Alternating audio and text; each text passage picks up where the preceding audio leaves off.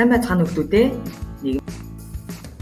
Ингээд хичээлийн бэлтгэлээ хангаад хичээлдээ идэвхтэй оролцоорой.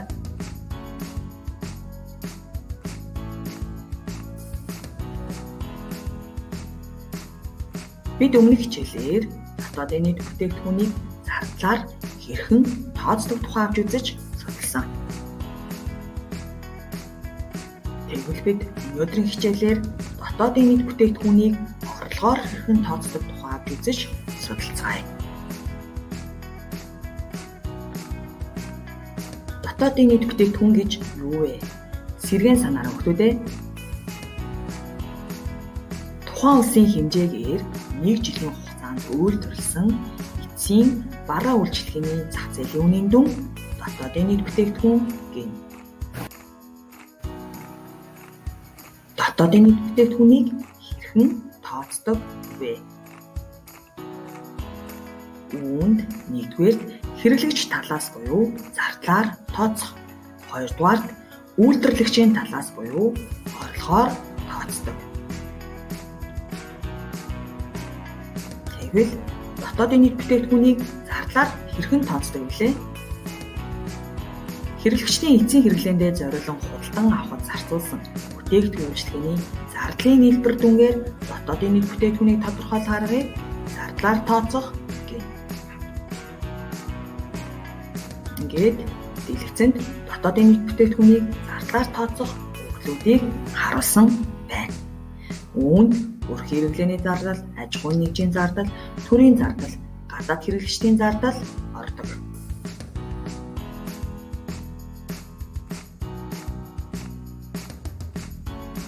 Тэгвэл бид өнөөдрийн хичээлээрээ дотоодын нийт бүтээгдэхүүнийг орлогоор хэрхэн тооцдог тухай авч үзэж судална.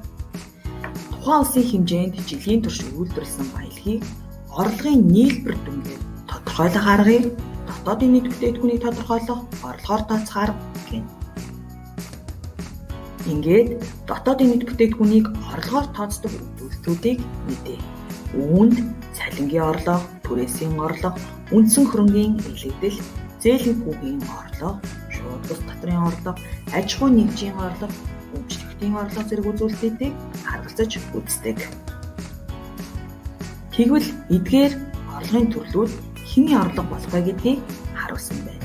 Жишээлбэл цалин, ажиллагчдын орлого, түрээсийн төлбөр нь газрын эзэдийн орлого болдог бол ашиг нь аж ахуйн нэгжийн орлого, шууд бус татвар нь төрийн орлого болдог.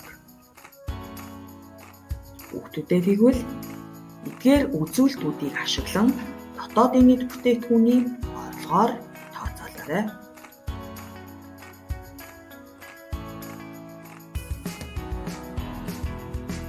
Ингээд хамтдаа өөрийгөө үнэлье. Дотоодын нийт бүтээгдэхүүнийг орлогоор тооцоход цалин, зээлийн хүү, түрээсийн төлбөр, ашиг, илэгдэл, шууд бус татвар, өмчийн орлого зэргийг харгалзаж үзнэ. Ингээд эдгээр үзүүлэлтийн нийлбэрээр хариу гаргана. Тэгэхээр хүүхдүүдээ эндээс илэгдэл хороотлыг тооцохдоо нийт хөрөнгө оруулалтаас цэвэр хөрөнгө оруулалтыг хасаж тооцож байгааг анзаарсан баг. Дотоодын нийт бүтээгдэхүүнийг орлогоор тооцсон ч, зардлаар тооцсон ч эцсийн дүн нь яг ижил байх ёстой шүү. Хүүхдүүдээ дахин эргэцүүлэн бодоорой.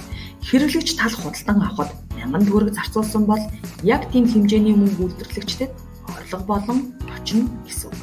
Эндээс дотоодын нийт бүтээгдэхүүнийг аль аргаар тооцсон үр дүн нь ижил гэсэн дүгнэлт хийж болох уу?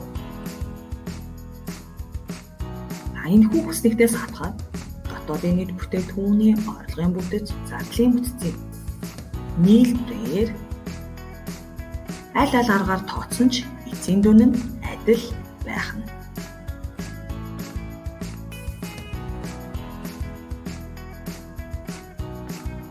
Ингээд хүүхдүүдээ өмнөх хичээлээ баттгаад дотоодын нийт бүтээгдэхүүнийг зардлаар болон орлогоор тооцох үзүүлэлтүүдийг эргэцүүлээрэй.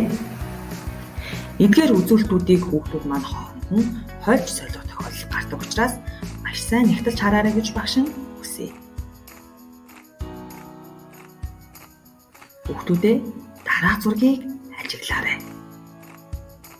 Төрхийн хэрэглээ, төрийн байгууллагын хэрэглээ, хөрөнгийн нийт хуримтлал, цэвэр экспорт зэрэг үзүүлэлт нь дотоодын нийт бүтээгдэхүүнийг орлогоор тооцох үзүүлэлт үү, зардлаар тооцох үзүүлэлтүүд үү? Хариулт нь зардлаар тооцох үзүүлэлтүүд байлаа. Ингээд хүүхдүүдээ бид өнөөдрийн хичээлээр дотоодын нийт бүтээгдэхүүнийг орлогоор тооцоод сурлаа. Мөн дотоодын нийт бүтээгдэхүүнийг орлогоор тооцох үзүүлэлтүүдийг мэдэж авлаа.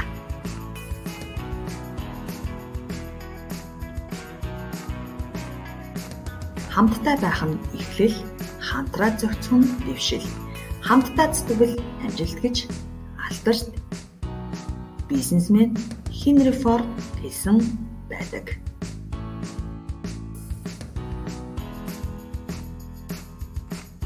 Анхаарал хандуулсанд баярлалаа. Хүүхдүүддээ сурах их хүсэлтэнд өдрөөс өндөр амжилт хүсье.